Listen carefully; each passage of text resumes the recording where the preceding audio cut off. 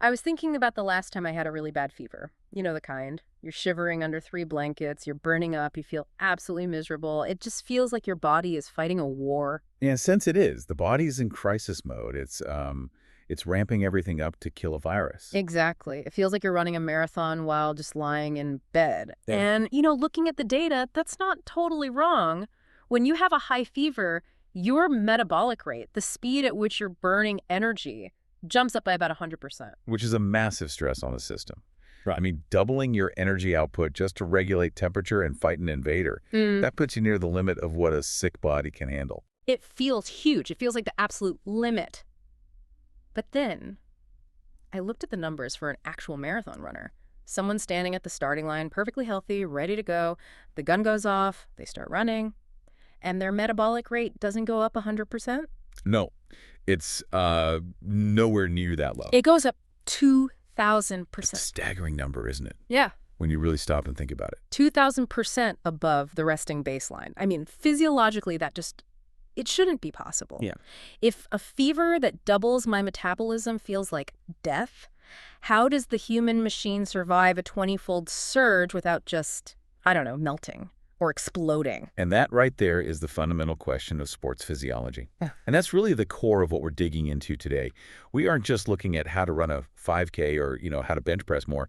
We are looking at the absolute engineering limits of the human body. Yeah. We're talking about a machine that can ramp its output up 20 times over, sustain it for hours, and somehow not disintegrate. Well, mostly not disintegrate. We are definitely going to talk about what happens when it does break later on, because there are some pretty gruesome details in here about tearing muscles right off the bone. True. The source material here makes a really bold claim right up front. It says sports physiology isn't just about sports. It's the study of the ultimate limits of our bodily mechanisms.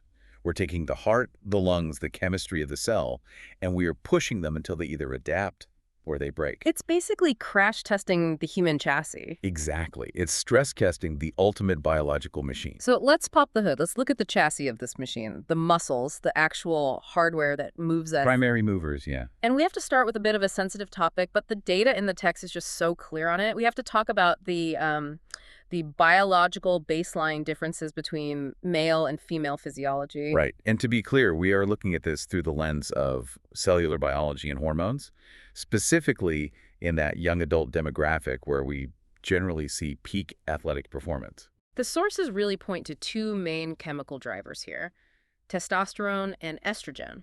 We all know the names, but I don't think I fully appreciated just how potent these hormones are as well, almost as architectural blueprints for the body. They absolutely are. They dictate the construction of the body from puberty onward. Let's look at testosterone first. It's a powerful anabolic hormone. Anabolic meaning building. I always hear that word thrown around in gyms, anabolic steroids and all that. Exactly. Anabolic means building up. The opposite, catabolic, means breaking down. Testosterone drives increased protein deposition throughout the body, but it has a very strong preference for muscles. It's like a standing order to the cells. Build more contractile proteins, make the fibers thicker and stronger. And the result of that order is pretty stark when you look at the numbers. It really is. The data shows that the average male, and we're not even talking about an athlete, just a regular guy, will have about 40% more muscle mass than a comparable female. 40%. That's not a small difference. It's huge.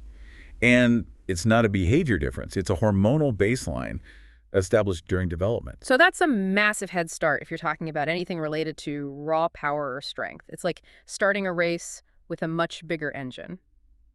But then you have estrogen. And I think this is where it gets really interesting because we usually think of estrogen just in terms of reproduction. But the text says it has a major structural role too. It does. Estrogen has a different directive. It tends to increase the deposition of fat, specifically in the hips, the thighs, and the subcutaneous tissue, that layer right under the skin. And in the fitness world, we're conditioned to think fat is bad. We think of it as dead weight.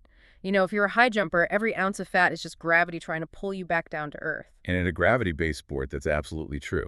A non-athletic female averages about 27% body fat, compared to maybe 15% for a male. If you're trying to jump over a bar, that's a disadvantage. Physics is physics. But biology is rarely accidental. There are specific contexts where that disadvantage becomes a superpower. Okay, you can't just leave it there. What Superpower. You're talking about the English Channel swim, Ah, of the course. ultimate endurance test. I mean, we are talking about freezing cold water, massive distances, treacherous currents.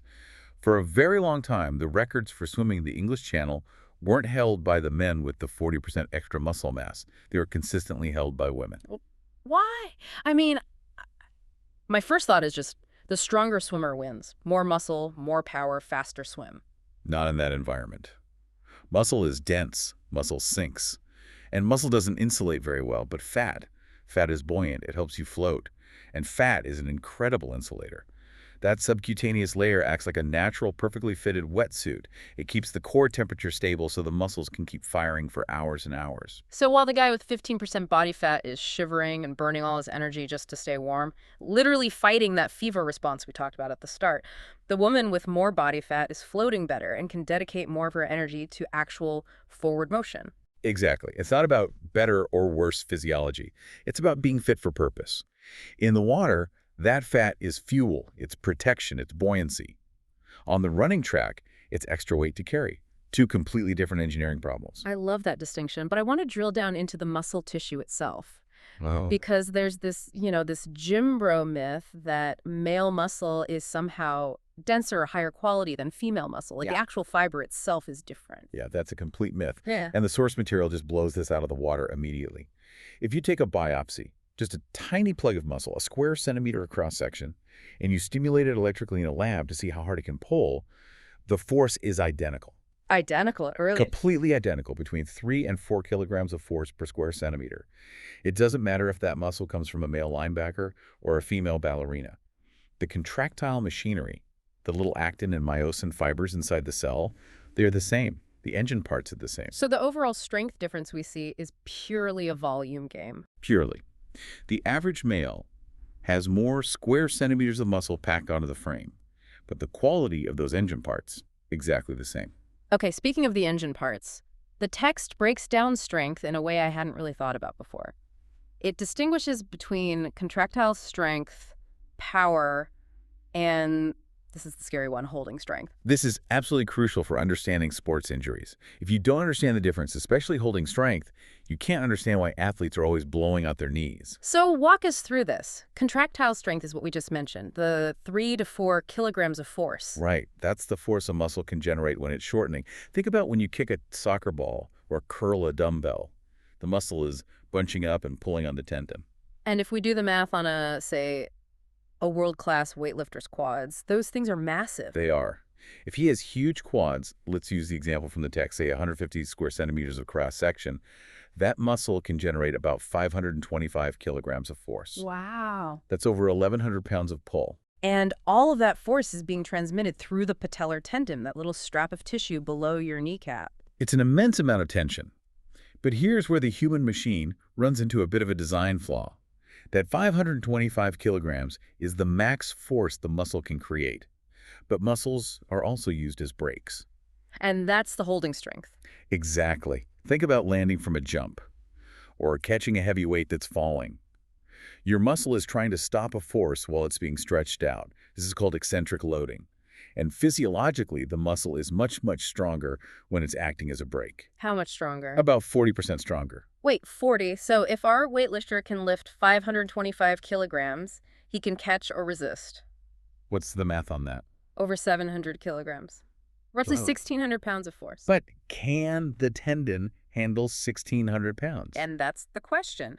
Often, no, and that is the terrifying insight here. Your own muscles are actually stronger than the structural integrity of your skeleton and the tendons that attach them. That's deeply disturbing. It sounds like a terrible design flaw. It's like putting a Formula One engine inside a regular streetcar chassis. If you slam on the brakes too hard, you might rip the axles right off the car. So when we see those horrific videos online of an athlete's knee just buckling when they land a jump, It's usually not because their muscles were weak. It's because their muscles generated too much holding force. The muscle held, but the tendon couldn't. It snapped. Or worse, you get an avulsion fracture. I am almost afraid to ask what that is. That's where the tendon itself is so strong and the muscle pulls so incredibly hard that the tendon doesn't tear. It literally rips a chunk of bone right off the skeleton where it was attached. Okay, let's move on before I get lightheaded. That is a visceral image, but it does set the stage perfectly for the next part of this. We have this incredibly powerful, almost dangerously powerful hardware, but hardware is useless without fuel. Now we need to power the machine. Let's move to segment 2, the metabolic energy systems. The text uses this great framework of 3 gears, and I think this is so helpful because people, or at least I, tend to think energy is just energy. You eat food, you go for a run, but the body is way more sophisticated than that. It has to be. Yeah. Because the demands we place on it are so incredibly varied. Sometimes you need to explode out of the blocks in a split second. Other times you need to jog for 4 hours straight. You can't use the same fuel system for both of those activities. And it all starts with ATP, right? Adenosine triphosphate. That's the magic molecule. That is the universal currency of the cell. Absolutely nothing happens. Not a thought, not a heartbeat, not a single muscle twitch without breaking an ATP molecule to release its energy. I like to think of ATP like a tiny loaded spring. It's coiled up, and when the cell needs energy, it just snaps it. That's a great analogy. The problem is you can't store very many loaded springs in a cell at any one time. They're unstable. We only have enough ATP just sitting in our muscles for about 1 to 2 seconds of hard work. 1 second. So if I just stand up from this chair, I'm basically empty. Pretty much. So the entire game of sports physiology of metabolism is this. How fast can you reload the spring? How fast can you remake ATP? And that's where our 3 gears come in. Okay, let's start with gear 1. The text calls this the phosphagen system. I'm calling it the dragster. So the dragster is perfect. This system is designed for maximum power, zero efficiency, and extremely short duration. It's all about immediate explosive force. So how does it work without any complex chemistry? It relies on another molecule that's sitting in the cell right next to the ATP. It's called phosphocreatine or creatine phosphate. This molecule has a high-energy phosphate bond that is actually even stronger than ATP's. So as soon as you snap your ATP, this phosphocreatine molecule sacrifices itself. It snaps its own bond and instantly hands that energy over to rebuild the ATP. So it's like a tiny instantaneous battery backup. That's turbo boost, no oxygen required, no complicated chemical reactions, just boom, instant energy. And this is why sprinters and weightlifters take creatine supplements. They're trying to top off this system. Exactly. They're trying to supersaturate the muscle with phosphocreatine. But even with supplements, the tank is tiny. How long does the dragster run for? 8 to 10 seconds. Yeah. Maximum. That's it. That's barely enough to run 100 meters. That's precisely why the 100-meter dash is considered the absolute limit of human speed. If you watch a slow-motion replay of the last 10 meters of an Olympic 100-meter race, you'll see nobody is speeding up. They're all slowing down. Right? They've emptied the phosphagen tank and are desperately trying to coast across the line before the engine completely dies. So Usain Bolt wasn't necessarily the fastest accelerator at the 90-meter mark. He was just the person who was slowing down the least. Precisely. Now, what happens if the race is 400 meters? You hit that 10-second mark, the dragster is empty. You can't stop. You have to shift gears. Enter gear 2, the glycogen lactic acid system. My name for this is the sports car. It's fast, but it's dirty. It puts out some fumes. It's a messy system for sure. Now, the body is tapping into its stored sugar. This is glycogen. Glycogen is just long chains of glucose stored in the muscles and liver. We start chopping up that sugar to make ATP. And this process is glycolysis. Right. Now, in a perfect world, we would burn that sugar completely using oxygen. But in gear 2, we are still running too fast. The heart hasn't caught up. The lungs aren't delivering enough oxygen yet. So we have to burn the sugar without oxygen. Anaerobically. Yes. And this is where the trade-off happens. We can make ATP pretty fast this way, about 2.5 times faster than the fully aerobic system. So it's got some punch. But because we don't have oxygen to clean up the chemical mess, the process creates a nasty byproduct. Lactic acid, the burn. Technically, it's lactate and hydrogen ions, but yes, for our purposes, lactic acid. This is the source of that deep burning sensation in your muscles. I always just thought the burn was pain. You know, like, oh, my muscles hurt, this is hard. But the text says it's actually a chemical break. It is. It's a physiological safety mechanism. As that acidity builds up in the muscle cell, it actually changes the internal pH. The environment inside the cell becomes acidic. And the enzymes that are responsible for creating energy, They don't like acid. They slow down. They stop working. So the burn isn't just a warning signal. It's the engine shutting itself down to prevent cellular damage. How long do we get in the sports car before the engine seizes up? About 1.3 to 1.6 minutes, let's call it 90 seconds to 2 minutes if you're a highly trained athlete. This is the 400-meter run, the 800-meter run. It's that feeling of your legs turning to cement in the final stretch. Which brings us to gear 3, the aerobic system, Uh-huh. the Prius. Or maybe the reliable old diesel truck that can go all day. The cruiser. Yeah. This is the system you're using right now just sitting here. It's our default state. I would hope so. I'm not feeling the burn yet. This is the oxidative system. We're taking glucose, we're taking fats, we can even take amino acids from proteins, and we are sending them into the mitochondria, the power plants of the cell. And because we're using oxygen, we burn it clean. No nasty byproducts. A completely clean burn. The only waste products are carbon dioxide and water. You breathe the CO2 out, you sweat the water out. It's incredibly efficient from a fuel standpoint. But there's always a but. But it's slow. It is Sure. by far the slowest of the three systems. How slow are we talking? Well, the source has a great table. If the dragster, the phosphagen system, pumps out about 4 moles of ATP per minute, the sports car pumps out 2.5, the aerobic system only pumps out 1. It's 4 times slower than our maximum power output. And that one number right there explains why you cannot sprint a marathon. Exactly. You are physically capped. You cannot generate ATP fast enough aerobically to run at sprint speeds. Yeah. Your maximum sustainable pace is dictated by the speed of your mitochondria. This really changes how I look at endurance sports. It's not just about trying hard or being tough. It's an economic management game. You're constantly trying to stay in gear 3, the aerobic zone, for as long as possible. You're managing your debt because every time you surge, every time you try to pass someone on a hill or sprint to the finish line, you have to shift into gear 2. You generate a little lactic acid. Yeah. You go into debt. And if you don't slow down to let the body clear that debt, the bill comes due and the engine shuts down. Speaking of bills coming due, let's talk about that. Segment 3, fueling and recovery. Because there's this concept of oxygen debt that I found completely fascinating. It explains that feeling we've all had.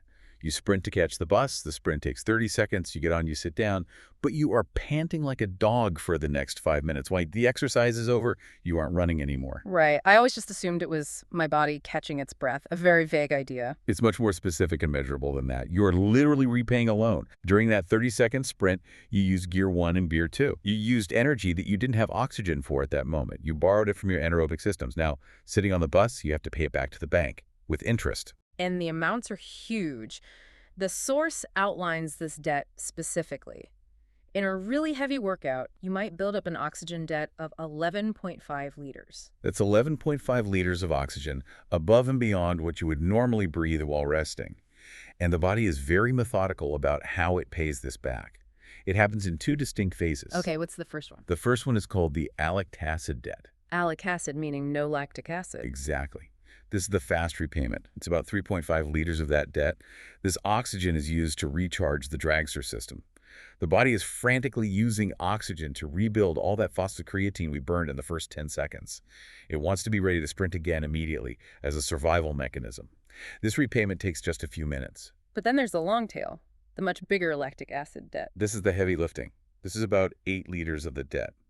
Now, the body has to take all that lactic acid floating around in your blood and your muscles and do something with it. It has to clean up the mess from gear 2. It doesn't just disappear on its own. No. The liver has to grab it out of the bloodstream and through a complex process, convert it back into usable fuel, either glucose or pyruvate. That whole recycling process takes a lot of energy, and that energy production requires oxygen. This can take up to an hour or even longer. So when you see an athlete collapsed on the ground with a towel over their head after a big race, they aren't just being dramatic. Their liver is working overtime, and their lungs are delivering the oxygen to pay for it. Their whole system is in recovery mode, scrubbing the blood clean. That scrubbing process requires fuel. And this brings us to one of the most striking graphs in the whole research stack we looked at, the diet comparison for glycogen recovery. This is, or should be, a massive wake-up call for the low-carb trend. At least when it comes to high-intensity sports, it's incredibly clear. So walk us through the experiment they did. They took a group of athletes and completely depleted their muscle glycogen. Basically, they ran them on a treadmill until the tank was empty. Then they put them on 3 different recovery diets for a couple of days to see how fast that fuel tank refilled. Group 1 was on a high-carbohydrate diet. Pasta, bread, rice. After 48 hours, their muscle glycogen was 100% restored. They were back to a full tank, ready to go. Group 2 was on a mixed diet, just normal food with a mix of carbs, fats, and protein. They had a partial recovery. Maybe 60–70% of their glycogen was back. Yeah. Better than nothing, but not ideal. And then there was group 3, the high-fat, high-protein diet, the keto or Atkins-style approach. This is the real shocker. After 5 days, not 2 days, 5 days on a high-fat, low-carb diet, their glycogen stores were still almost completely empty. The graph shows negligible recovery. 5 days. So if you're a soccer player who plays a hard match on Saturday and you go home and eat a keto diet all weekend and you have to play again on Wednesday. You are walking onto that field with a completely empty tank. Physiologically, you have no glycogen to burn for those high-intensity sprints. You have no gear too. And the performance drop wasn't subtle. They actually tested their endurance after these recovery diets. They did. The high-carb group, with their full tank, ran for 240 minutes before hitting exhaustion. 4 hours. The high-fat group, with their empty tank, collapsed at 85 minutes. That's almost a threefold difference. It's not even in the same ballpark. It perfectly illustrates that while fat is a great fuel for low-intensity, long-duration survival, glycogen is the undisputed king of performance. If you want to go fast and long, you need carbohydrates. There's no way around the biochemistry. The expert advice in the text was pretty prescriptive based on this. It said if you have a big event, you should stop heavy exercise 48 hours before and load up on high-carb foods. It makes perfect sense.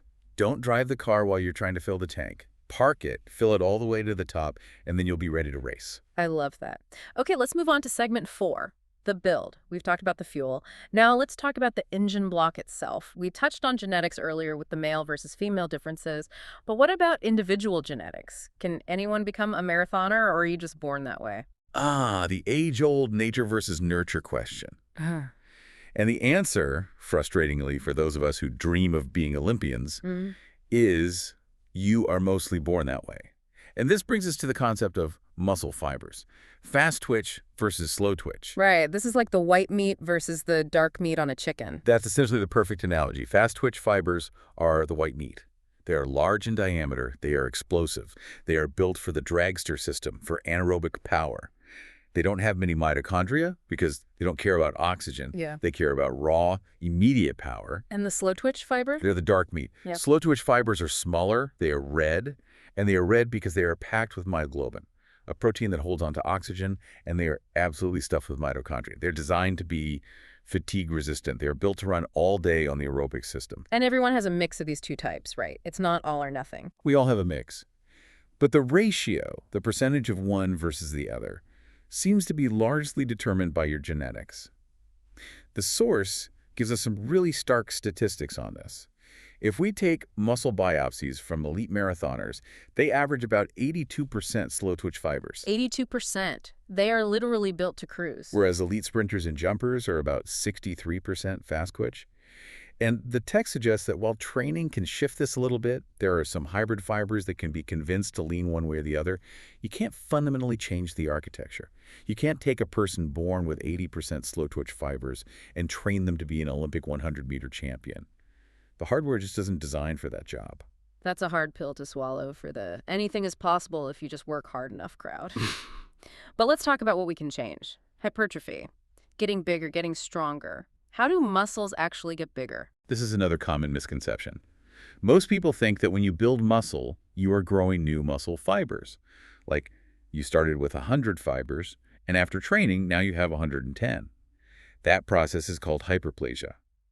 But in humans, the research shows that rarely, if ever, happens. So what's actually happening when a bicep gets bigger? It's hypertrophy. You aren't adding more fibers. You are making the existing fibers you were born with fatter.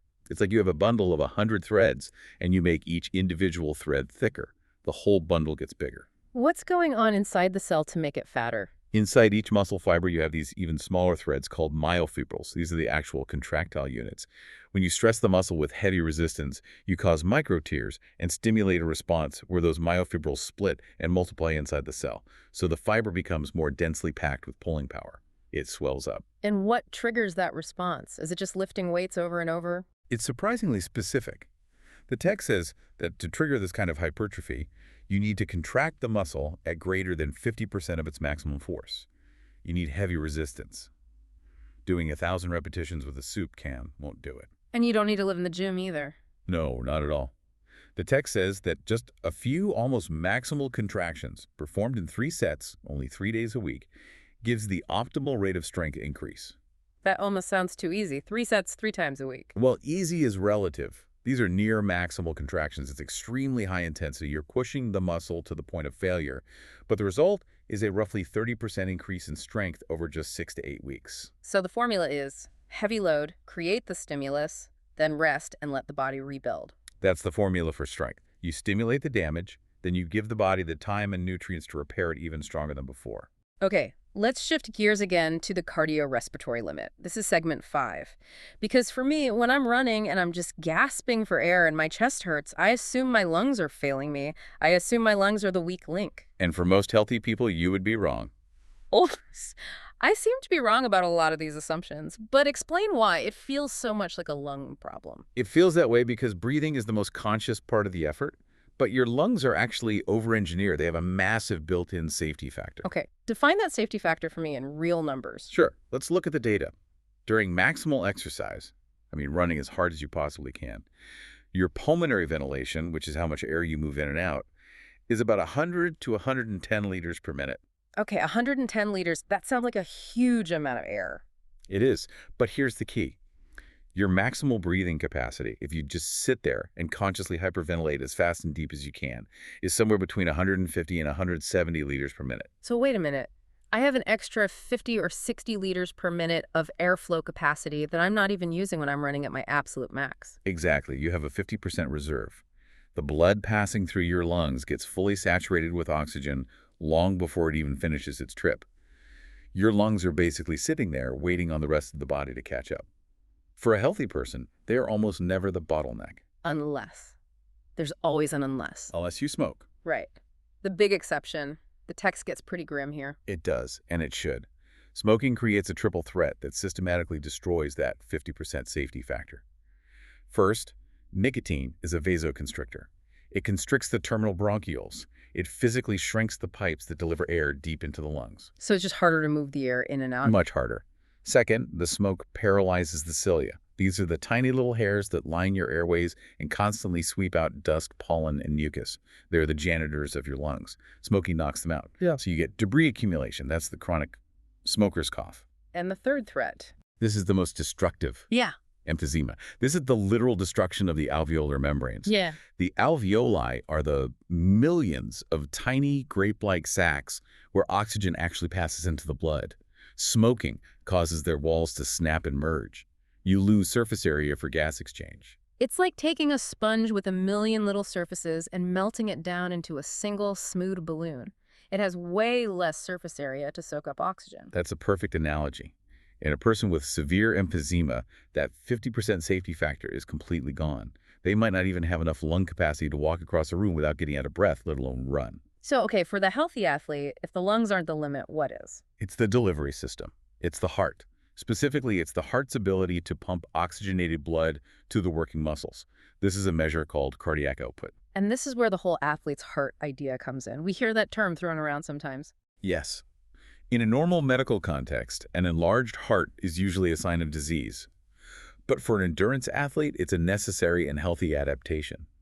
The hearts of elite marathoners have chambers that are about 40% larger than those of non-athletes. So the pump itself is just physically bigger. It's bigger and it's stronger. This dramatically changes the stroke volume, which is the amount of blood the heart ejects with each single beat. A non-athlete pumps about 75 milliliters per beat at rest. A marathoner pumps about 105 milliliters. So a third more blood with every single beat just sitting there. Right. And during maximal exercise, a non-athlete might get up to 110 milliliters, while the marathoner can push out 162. And this is what explains the classic low resting heart rate of an endurance athlete. Because if the pump is bigger and more efficient, it only needs to beat half as often to deliver the same amount of oxygenated blood to the body.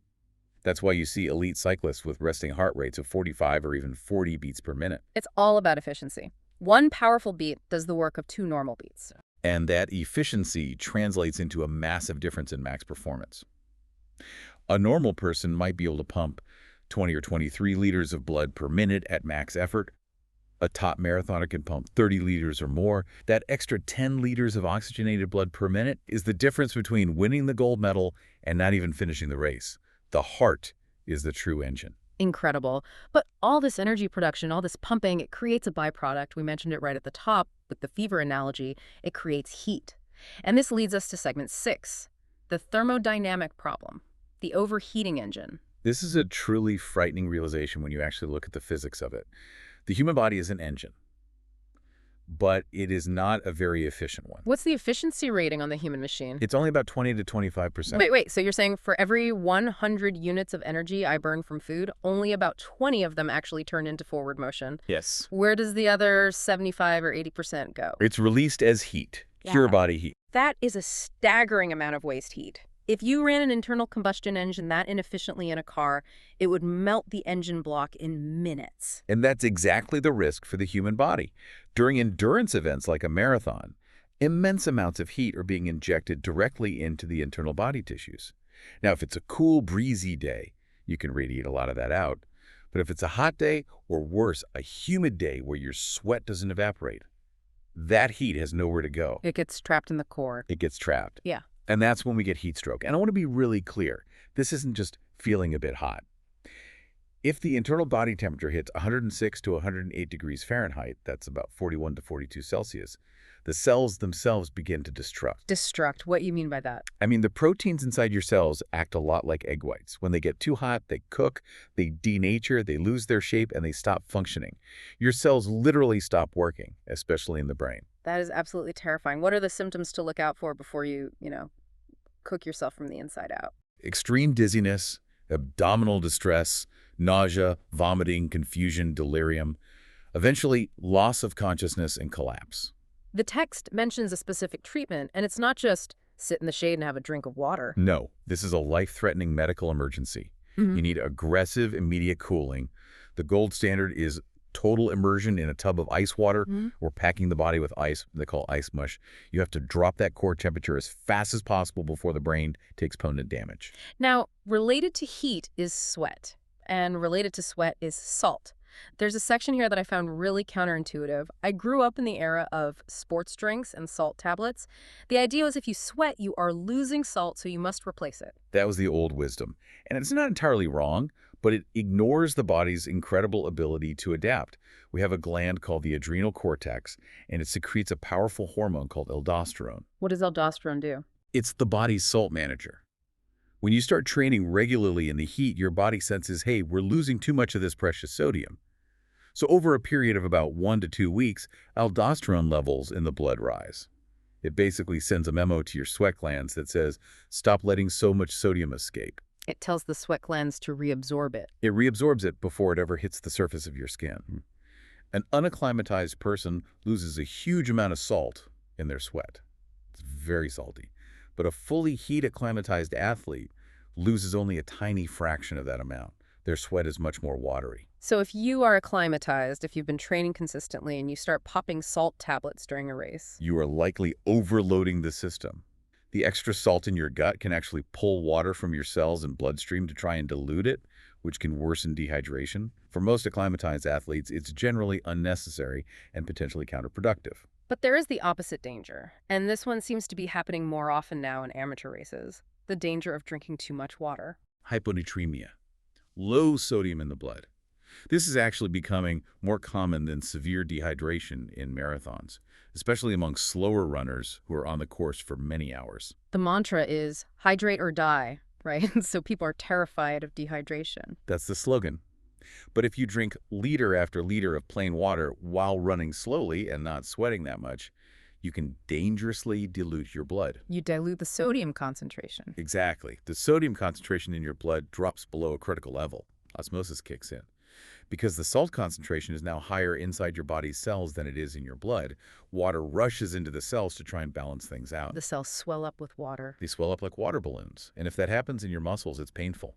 If it happens in your brain, which is enclosed in a rigid skull, There's no room for the brain to swell. exactly. It leads to brain swelling, seizures, coma, and even death. It is a very real medical emergency caused by something that sounds healthy, drinking too much water. So the balance is just razor thin. Not too hot, not too cold, not too salty, not too watery. The human machine is an incredibly finicky piece of equipment. It exists on a knife's edge of homeostasis, and when you push it to the absolute limit, that margin for error basically disappears. Okay, so let's talk about the people who try to cheat that tightrope. Segment 7, performance-enhancing drugs. The text breaks down a few different categories. Let's start with the legal one that many of us use every day, caffeine. Caffeine actually works. It's a mild stimulant, but in endurance athletes like marathon runners, it has been shown to increase performance by about 7%. 7% is huge in an elite race. That could be minutes off your time. It is. The primary mechanism seems to be that it increases fat utilization. It encourages the body to burn fat for fuel earlier in the race, which helps to spare that precious limited supply of glycogen we talked about. It effectively makes your fuel tank last longer. Okay, that's the coffee. Now let's talk about the heavy hitters, anabolic steroids. We discussed testosterone earlier as a natural muscle builder. Steroids are just synthetic versions of that on overdrive. They are. And they absolutely work for building muscle and strength. They increase protein deposition enormously. Yeah. But the physiological cost is catastrophic. And we're talking about more than just the roid rage that we hear about in the media. Oh, much, much more. We're talking about the systematic destruction of the cardiovascular system, chronic high blood pressure, absolutely terrible cholesterol profiles. It lowers the good HDL cholesterol and raises the bad LDL cholesterol. So you might look like Superman on the outside, but your heart and your arteries look like they belong to an unhealthy 80-year-old. That's a good way to put it. It leads directly to a much higher risk of heart attacks and strokes, even in very young athletes. That's on top of things like testicular atrophy, severe liver damage. It's a systematic dismantling of your long-term health for temporary strength. And then there's the other class of drugs, the psychic drugs. Amphetamines, cocaine, things like that. Why would an endurance athlete take those? They don't build muscle. No, but they do something arguably more dangerous during an event. They mask the sensation of fatigue. They turn off the body's warning lights. Exactly. We've been talking all this time about safety limits. Pain and fatigue are vital biological signals that you are approaching your breaking point. They're the engine light flashing red on your dashboard. Amphetamines cut the wire to the dashboard. So the athlete just feels great. They feel invincible. They feel invincible. So they push far past the point where their body would normally force them to stop. They keep running when the body is screaming to shut down. And they can run literally until they die of heart failure or lethal exhaustion. The drug allows them to override the governor on the engine. That is a chilling thought. You're turning off the one thing that's designed to keep you from destroying yourself. And the engine blows. So, after all this talk of breaking limits, tearing tendons, heat stroke, heart failure, and frankly death, why do it? Why exercise at all? The text pivots to the health benefits for the average person, and the stats are just incredibly compelling. They really are.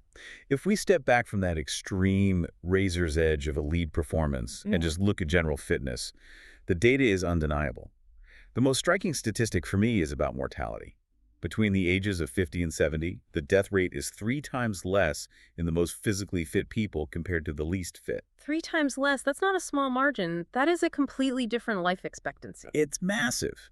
And it's not just about living longer in a vacuum. It's about this idea of reserve capacity. This might be my favorite concept from the whole deep dive, the respiratory reserve. Can you explain this? Think about it this way. An older but athletic person has a respiratory capacity that might be double that of a sedentary person of the same age. They have maintained that safety factor we talked about with the lungs.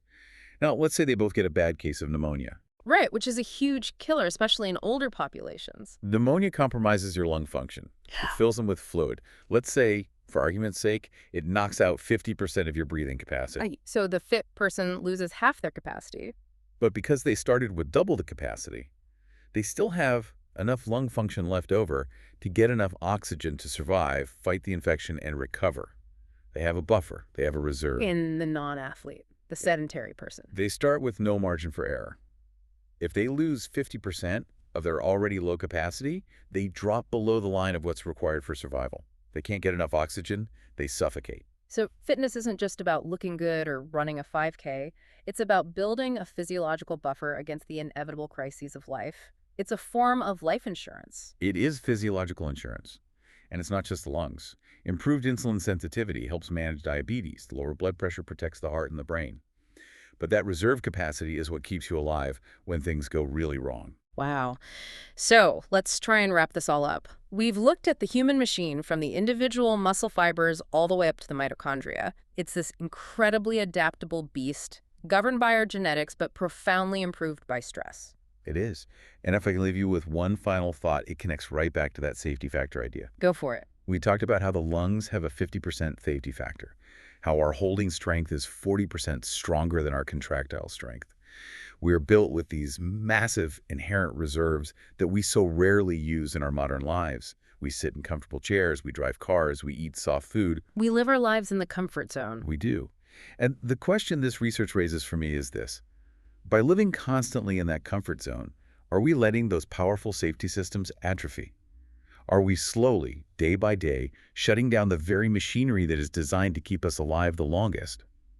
The body follows the simple rule of use it or lose it.